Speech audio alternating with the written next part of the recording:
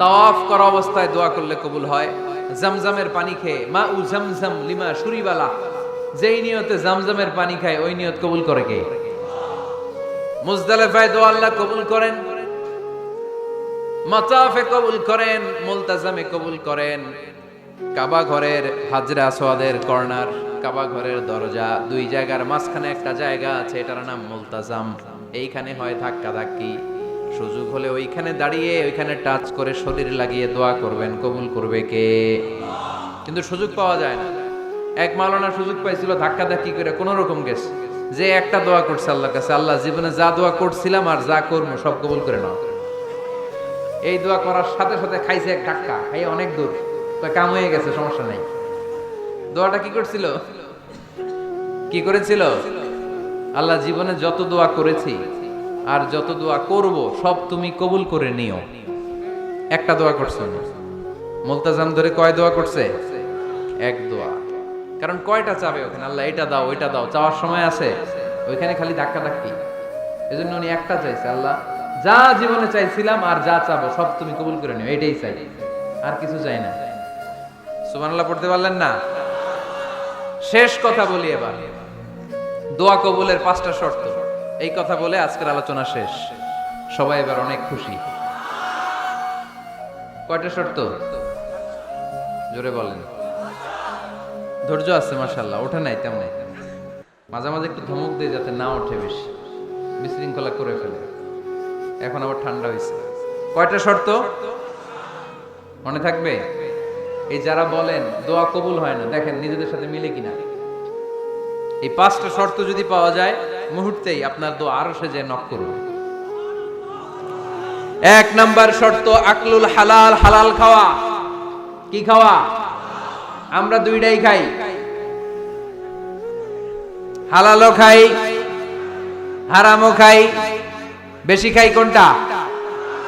হ্যাঁ, কি খান? আমি কই নাই কিছু, আপনারাই কইছেন। নিজের উত্তরে নিজে ধরা না। হারাম খেলে তো দোয়া কবুল হয় না। লা ইয়াদখুলুল জান্নাতা জাসাদুন গুযিয়া বিল হারাম। ওই দেহ কখনো জান্নাতে যায় না যে দেহ হারাম খেয়ে বর্ধিত হয়েছে। কেন দোয়া কবুল হয় না? মিলিয়ে নেন নিজের জীবনের সাথে, জাস্ট একটু মিলিয়ে নেন, খেয়াল করেন। আকলুল হালাল 1 নাম্বার শর্ত। ইউর ইনকাম শুড বি হালাল, ইউর ফুড শুড বি হালাল, ইউর ড্রিঙ্ক শুড বি হালাল, ইউর ফ্ল্যাট শুড বি হালাল, your bank balance should be হালাল। চিল্লায় বলেন ঠিক কিনা? এক লোক কাবার চারপাশে শুধু দোয়া করে, ইয়া রব, ইয়া রব, ও আমার রব, তুমি আমারে মাফ করে দাও, তুমি আমারে মাফ করে দাও। এই সাহাবীর কান্নাকাটি দেখে, এই লোকের কান্নাকাটি দেখে অন্য সাহাবারা বলল, আজকের সব সওয়াব এই লোকে নিয়ে যাবে। সব সওয়াব তো আজকে উনার। এর দোয়া কবুল। আল্লাহর হাবিব বললেন, ওয়া মাতআমুহু হারাম, ও যা খায় হারাম খায়। ওয়া মাশরাবুহু হারাম, যা পান করে হারাম। মালবাসুহু হারাম, তার ড্রেস আপ এটা হারাম টাকা থেকে আসে। ফা আন্না ইউস্তাজাবু লাহু, কেমন করে আল্লাহ ওর দোয়া কবুল করবে? আল্লাহ ঠেকা পড়ছে নাকি? ইন্নাল্লাহা তাইয়্যিব লা ইয়াকবালু ইল্লা তাইয়্যিবা। আল্লাহ নিজে পবিত্র, আল্লাহ পবিত্র ছাড়া কোনো অপবিত্র জিনিস গ্রহণ করেন না। জিহাদের ময়দানে একজন সাহাবী ছিল, সর্বপ্রথম তীর মেরেছিল। নাম কে বলতে পারবে? সাদ বিন আবি ওয়াক্কাস রাদিয়াল্লাহু তাআলা আনহু। উনি একবার আল্লাহর হাবিবকে বললেন, ইয়া রাসূলুল্লাহ, উদউ আল্লাহ আইয়াজআলানি মুস্তাজাবাদ দাওয়া। ও নবী, আপনি তো দোয়া করলে কবুল হয়, আপনি একটু আমার জন্য দোয়া করেন, আল্লাহ যেন আমারে মুস্তাজাবুদ দাওয়া বানিয়ে দেয়। কি বানিয়ে দেয়? মুস্তাজাবুদ দাওয়া মানে কি জানেন? যিনি চাইতে দেরি, কবুল হতে দেরি হয়। আল্লাহর হাবিব বললেন, ইয়া সাআদ, হে সাআদ, আতিব মাতআমাক তাকুন মুস্তাজাবুদ দাওয়া।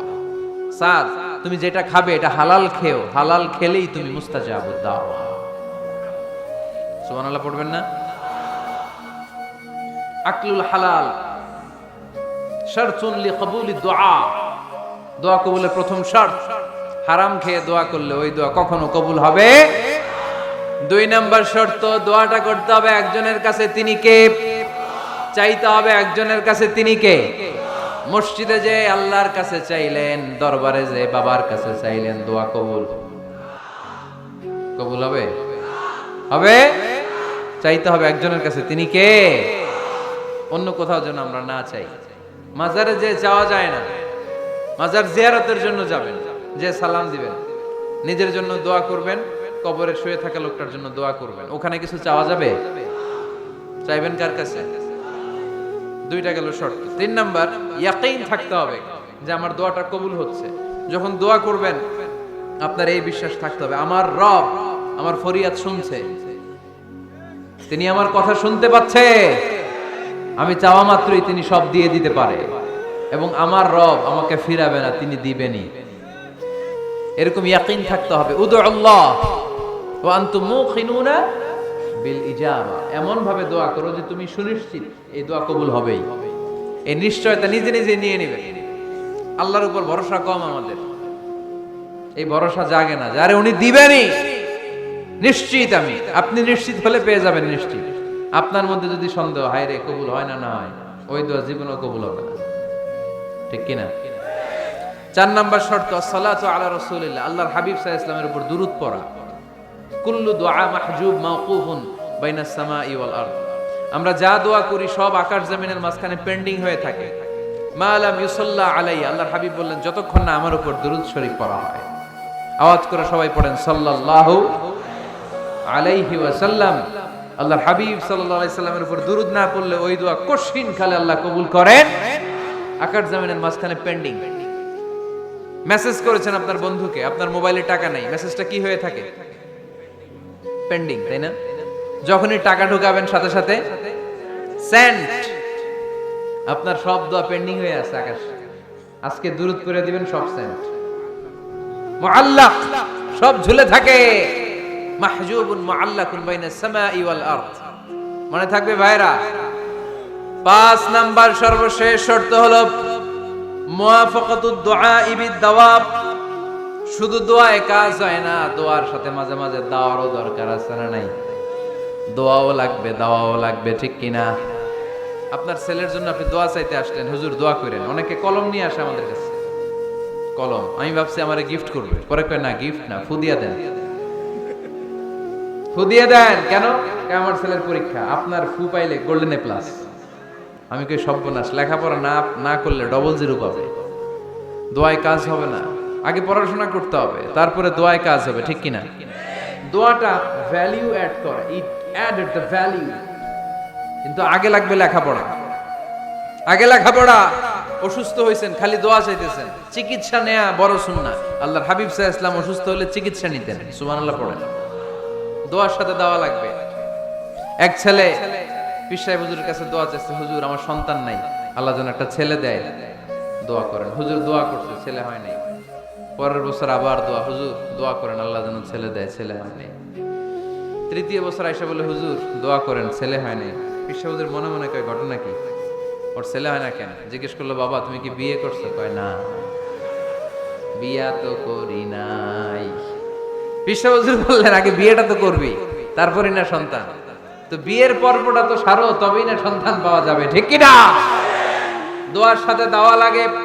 আল্লাহর হাবিব সাল্লাল্লাহু আলাইহি ওয়াসাল্লামের আঙ্গুলে একবার বিচ্ছু পোকা কামড় দিল, প্রচন্ড ব্যথায় বিশ্বনবী কাতরাচ্ছেন, রেগে গেলেন আর বললেন, ও বিচ্ছু, মানুষও চিনোস না, নবীও চিনোস না, কোথায় কামড় দিবি, জায়গা পেলি না। কিন্তু বিশ্বনবী ব্যথা পাচ্ছেন।